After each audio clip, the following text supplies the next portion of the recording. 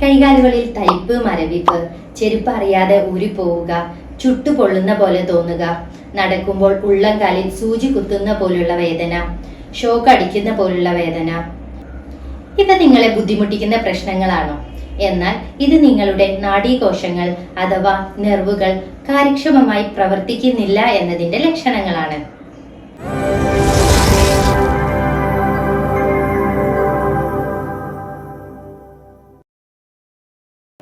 നമസ്കാരം, ഞാൻ ഡോക്ടർ മുർഷിദ. ഇന്ന് ഈ പ്രശ്നങ്ങൾക്ക് പിന്നിലെ ശാസ്ത്രീയമായ കാരണങ്ങളും വീട്ടിൽ വെച്ച് തന്നെ ചെയ്യാൻ പറ്റുന്ന പരിഹാര മാർഗങ്ങളെ കുറിച്ചാണ് സംസാരിക്കുന്നത്. തീർച്ചയായും ഈ വീഡിയോ നിങ്ങൾക്ക് ഉപകാരപ്പെടും. എന്തുകൊണ്ടാണ് നാഡീകോശങ്ങൾ ശരിയായി പ്രവർത്തിക്കാത്തത്? ഇതിനുള്ള പരിഹാര മാർഗങ്ങൾ എന്തെല്ലാം?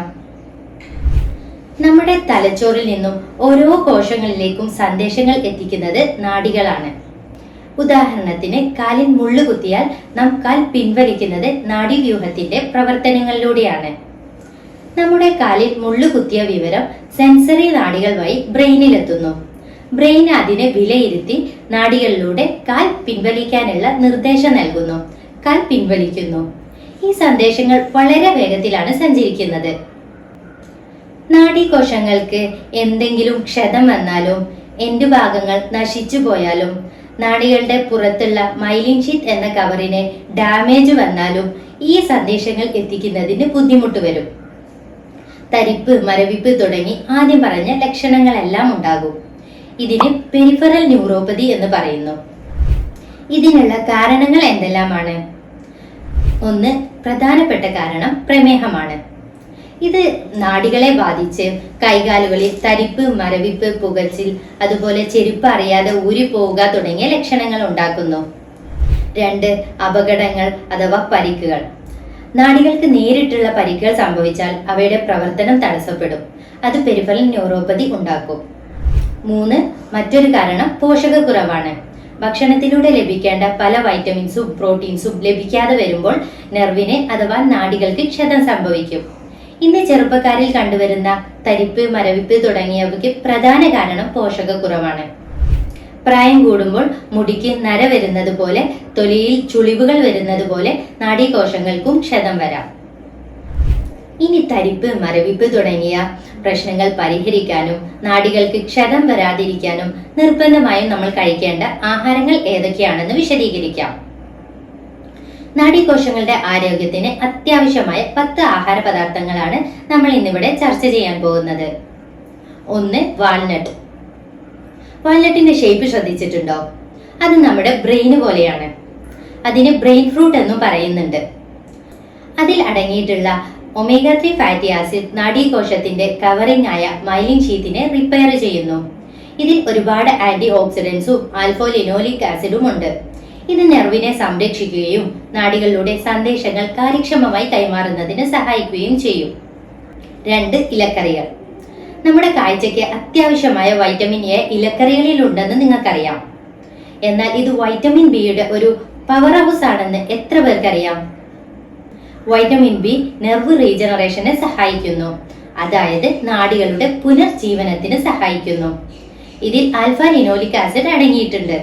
ഇത് നാഡീകോശങ്ങളെ സംരക്ഷിക്കുന്നു എന്ന് പഠനങ്ങൾ തെളിയിക്കുന്നു. 3, ഇഞ്ചി. ഇഞ്ചിയിൽ ജിഞ്ചറോൾ എന്ന ഘടകമുണ്ട്. അത് നാഡീകോശത്തിന്റെ ക്ഷതങ്ങളെ പരിഹരിച്ച് നാഡീകോശങ്ങൾക്ക് ആരോഗ്യം നൽകുന്നു. ഗ്രീൻ ടീയിൽ ഒരു പീസ് ഇഞ്ചി ചേർത്തും കറികളിലും സാലഡുകളിലും ഇഞ്ചി ചേർത്തും നമുക്ക് ദൈനംദിന ഭക്ഷണത്തിൽ ഇഞ്ചി ഉൾപ്പെടുത്താവുന്നതാണ്. 4, മഞ്ഞൾ.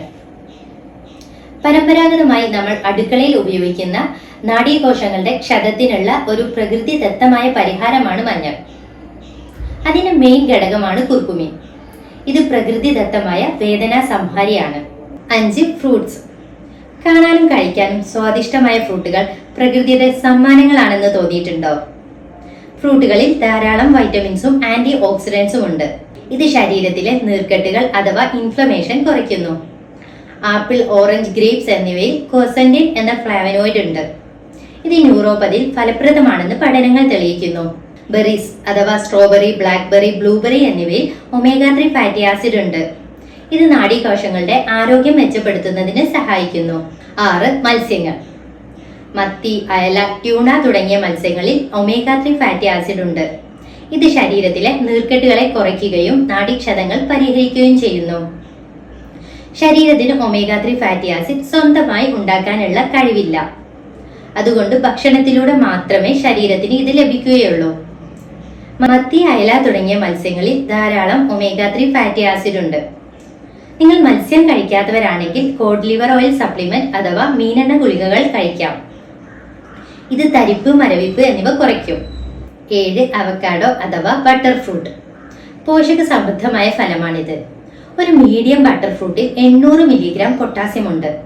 ഈ പൊട്ടാസ്യം നാഡികളിലൂടെ സന്ദേശം കൈമാറുന്നതിന് അത്യാവശ്യമാണ്.